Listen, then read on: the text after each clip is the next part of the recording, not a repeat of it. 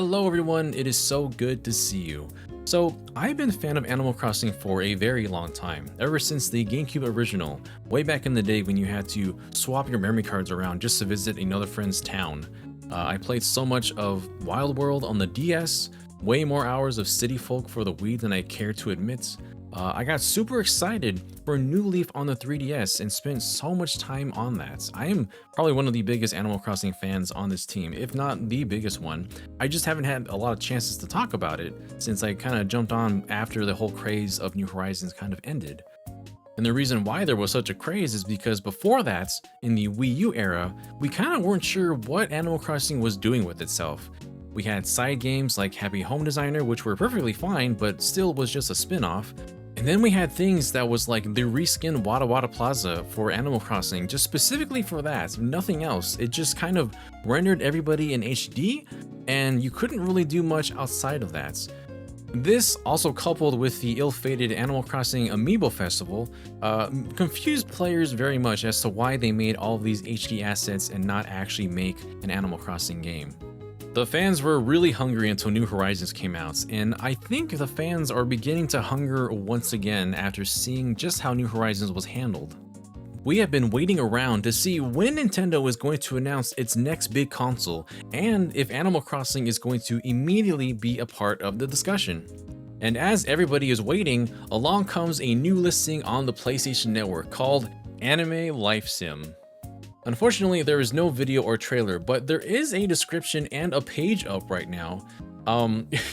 If you look at this right away, the imagery is immediately apparent, and yeah, it's done by this developer, which I cannot pronounce this name, but I'm going to bring this up later in the video. It has been announced. You can add it to your wish list. It releases next year, in February 2026. One player so far, offline play enabled. Very bare bones right now, but it does have game and legal info. So let me just go ahead and read this out to you. So, in Anime Life Sim, you can create your perfect anime life in this charming social simulation. Build your dream home, befriend quirky animal neighbors, and live out endless adventures in a vibrant world inspired by your favorite life sims. Huh. Inspired, huh? Okay. Key features: rich social life, form friendships with unique animal neighbors, each with distinct personalities. And because there is no video, I'm sharing the 7 screenshots on screen right now because that's really all that's available. Build your paradise, design, decorate, and expand your home while helping develop the town. And you know, a lot of that description there, it is not strictly kept to Animal Crossing, so I guess I clearly can't say anything about that. Daily activities: fish, catch bugs, garden, craft items, and discover fossils. Okay, well, compared to the last line, this is definitely something that's more akin to what you would play and experience in a daily session for Animal Crossing. Living the world: experience changing seasons, dynamic weather, and special events. Again, it's not strictly kept to Animal Crossing, so I'm just trying to give it a fair chance right now. Creative freedom: express yourself through fashion, home design, and town developments. All things that we could see in these kind of titles, yes. Community building: help your animal neighbors, run your own shop, and organize town events. Run your own shop, that sounds interesting. That's not something that we could strictly do in Animal Crossing, but helping your animal neighbors, organizing town events is something that's a little different as well. But animal neighbors, they sure do look familiar, don't they? And finally, from collecting rare items to hosting tea parties, every day brings new surprises. Will you become the most popular resident, create the most beautiful home, or turn your town into a thriving paradise? Start your kawaii adventure today. Your perfect anime life awaits. And oh boy, there's a lot to go through here in general. But I want to go through the screenshots real quick. So let's start with the first one. I immediately, obviously the art style looks so familiar, though the pine trees are the exact same. The character just looks and has the Animal Crossing face. The logo, what is this logo? Anime Life Sim, this is the most uninspired logo I've ever seen in my life. There's a piece missing here. Why doesn't the white outline go all the way around? Did they cut something out? Was there something here that they didn't like? It's just little sparkles and a heart. This is the least inspired logo I have seen in a very long time. Notice the art quality here, the quality of the renders, and then we go on to the next actual one, and suddenly it feels like a completely different style of game. Like obviously, of course, it's all based on Animal Crossing, but if you look at the highlights of the hair, for example, the human's hair over here, and then also the ones over here, like this is a completely different engine than what you saw with the first screenshot, and we'll go more of different screenshots later. Just to go over through this real quick, you got tall pine trees here. Those are animal villagers that look so similar to ones that we know. It's another Power World situation of like, oh, but that looks like this character, but not really, because I think we got a beaver here. I think we got a beaver. We never had a beaver before. We've got moose with antlers, prominent antlers here with some very stylish shades. I love how there's a train going into the background this way next to the bus stop, which is going like a perpendicular. They would just cross each other, wouldn't they? They're so close. There are quite a lot of assets that obviously look they are plucked right from Animal Crossing, but for some reason I don't feel like this was entirely made in generative AI. As far as like some future screenshots that we'll see, the floor has the same like pattern style as Animal Crossing. A lot of this just looks like stuff that we've seen before. So going to the next screenshot is an interior in which, yeah, everything is kind of organized a little bit too neatly and perfectly to be completely made with AI.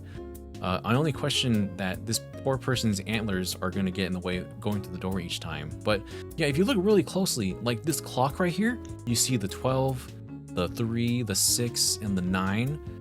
That's really small detail. I think that would get blurred and just, you know, sloshed all together if you put it through AI. And there's just a lot of very small details that would make it hard to say that this was generated by AI, but we'll get to more of that in just a moment.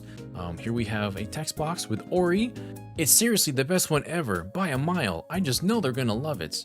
This text is a little small for me. If you compare this to Animal Crossing, this is really way smaller. It's clear to read, but I wonder if on a television how much more easily that'll be legible. This is very similar to the other outdoor screenshots, so there's not too much more to add aside from the box here. But then we go to the other indoor screenshot, and Henrietta looks cute. Hello there. I was just getting lost in this book about the stars. I thought there was some kind of weird particle effect happening down here with the text box, but actually looking at it, whatever this partition is right here, there's like some Christmas lights wrapped around it, so it's not really as off as I thought it was. But no, everything here, it looks so like neatly put together. All the books, everything on the tables and shelves, it seems like most things here are in order. But then you get to this screenshot, and oh god, it's a different monster altogether. This unfortunately is generated by AI, and it baffles me that it would have this quality here and then follow up with something like this. And you know, you could pick it apart in so many different places. There's these weird little curtains on the wall that make no sense. The wall itself looks really odd and strange. This thing, what is I have no idea. I thought this was like a stove, but the more I look at it, the more wrong it is. Like there's little bits and pieces that don't make any sense, and there's like items on this quote unquote stove, and it just looks ugly. This thing behind their head, there's like some geometry that I just don't understand. There's so many arms and legs of these chairs and tables that they don't make any sense as far as where they connect, and it is hurting my brain to look at it much longer. What the heck is this in the background? I don't even know what I'm looking at. Have any of you ever seen this cone structure in your home? I sure haven't. And yeah, there's just little bits and pieces here that just obviously make it look AI generated. And then you go to this screenshot, which it's not any better. The floor just looks so weird. Like there's some parts with grass, there's other parts with this. I would never buy this in an Animal Crossing game. There's just no uniformity to it whatsoever, and some of it just looks ugly and splotchy, as you would see in AI. This rug here, obviously AI generated. There's so many weird smeared effects on it. This stove, okay, this layout doesn't make any sense to me. Personally, there's a cutting board where a piece is hanging on the corner here. This back area, I don't know, what is this? This looks like a window going into the next room, but it's not. And then there's just a regular wall over here instead. And just look at their eyes. Their eyes are obviously not symmetrical. This is the most obvious point that this is an AI generated thing, because the eyes don't even look symmetrical, and it's kind of weirding me out. I kind of don't want to look at it anymore. So I'm gonna go off far away from that photo. But it's so weird that they would do this in between all the other screenshots, you know? Like they would start off with something that looks obviously really not as high quality, quote unquote, as something like this. And it just baffles my mind, you know? And the problem here is that we've seen this elsewhere, right? I mean, the eShop has been suffering a lack of quality checks. John did a whole video on how bad it is on the eShop, which you can check out on the channel right now, or at least after this video. But this shows that Sony isn't immune to this nonsense either. I think they can cover themselves a lot better, but things like this will still slip through the cracks, and it's become difficult for some publishers to display their own work as legitimate games. Out of sheer morbid curiosity, I took this publisher's name and did a quick search, and one of the first things that I found was this was originally on the PlayStation Network as well, called Monster Hunters. Don't tell Brandon, he will start to feel things that I don't think he wants to feel. This obviously is just meant to capture attention by name and brand recognition. Anime Life Sim is obviously the most generic name meant to come up in searches more commonly. That is the truth of the matter. And as of right now, there is no more Monster Hunters on the PlayStation Network. It is just removed entirely. Not long ago, Nintendo had The Last Hope Dead Zone Survival, which, I mean, we'll look at it. It's The Last of Us. That is Ellie, and this is a shameful knockoff. I guess Sony and Nintendo did a fair trade here. People might quickly go back and reference Palworld, which also had its fair shake of attention, even now, as Pokemon Company Greninjas are staring them down as we speak. A couple of things with that though, is Palworld had a very distinctive hook to it, which was that it's Pokemon with guns. You take something that you're familiar with and add a weird twist like that, it gets people talking. Open world, multiplayer, guild building, and monster catching, it's a lot of these aspects that are appealing, and they scratch that itch that many of us have when we look at the mainline Pokemon series. But I'll argue that it's slowly kind of becoming its own thing. Saying that it has its own identity is, it's still kind of a stretch, but it's proven to be a hit in its own way. Anime Life Sim, however, I mean, it's just Animal Crossing. There are very few things here that I read and I think, oh wow, finally, I can do this or that, unlike some of the life sims out there. The vibes are there, only in some screenshots, and only because they are copying said vibes. Because when it's not sharing said vibes, it is looking soullessly into your very being. We are waiting for a new Animal Crossing at this point. A new entry will 100% come to the Switch 2. There is no doubt. But it's kind of funny because this description promises things that I think we would like and want in an Animal Crossing game. Running your own shop, having your own events, daily activities. Okay, so don't take this too seriously. I'm speculating here. It's scary to think about it, but Animal Crossing might learn to benefit a bit more from the free-to-play model. You might think that they would never do that, but it has dabbled with in-game purchases already with Pocket Camp when it was an actively updating service. And we've experimented with gacha before in Nintendo games. New Leaf has those fortune cookies that you can use play coins from walking your 3DS around to get a random Nintendo item like Mario blocks, an R-Wing, or a potted plant with Pikmin in them. It is totally harmless and random gacha. It's nothing that would hurt anybody, and I'd be surprised if there wasn't some way to earn a free random item from some kind of gacha adjacent mechanic. But, and I'm gonna think cursed thoughts for a bit here, can you imagine if they did something where limited time events happen and you can only use a currency that you accumulate through doing daily activities? And with this currency, you can roll a gacha for special furniture sets. Let's take, I don't know, the modern series from the original Animal Crossing games and make it available now for a limited time. And funny enough, I think about how it would work amazingly well with the way that Infinity Nikki does it, for example. After so many rolls, you are guaranteed a piece from a set that you don't own until you finally complete an entire outfit with enough pulls. Or in this case, furniture sets. It sounds stupid, and I don't think Nintendo would ever dip this hard, but there is that chance.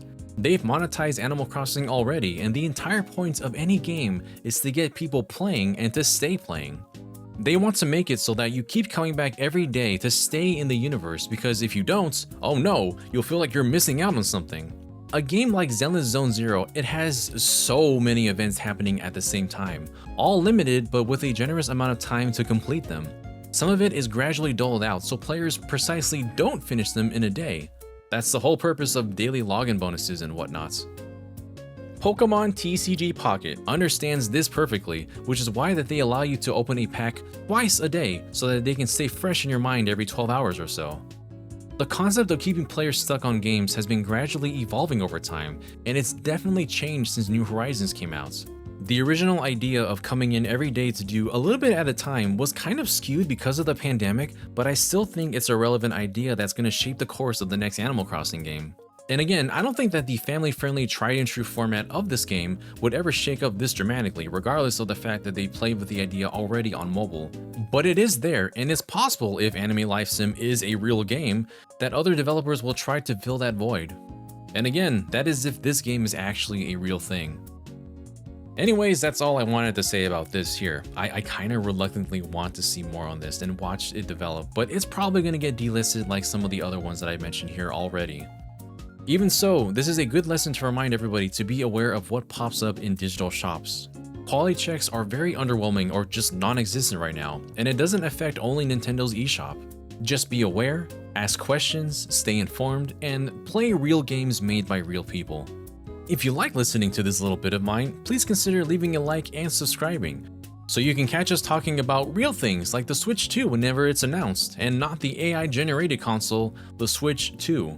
That's, I just realized that this joke probably isn't going to make any sense unless you look at the screen. It's rough, buddy. If Nintendo loves me, they'll announce it this week. Balls in your court! Alright everyone, take care of yourselves. Till we meet again.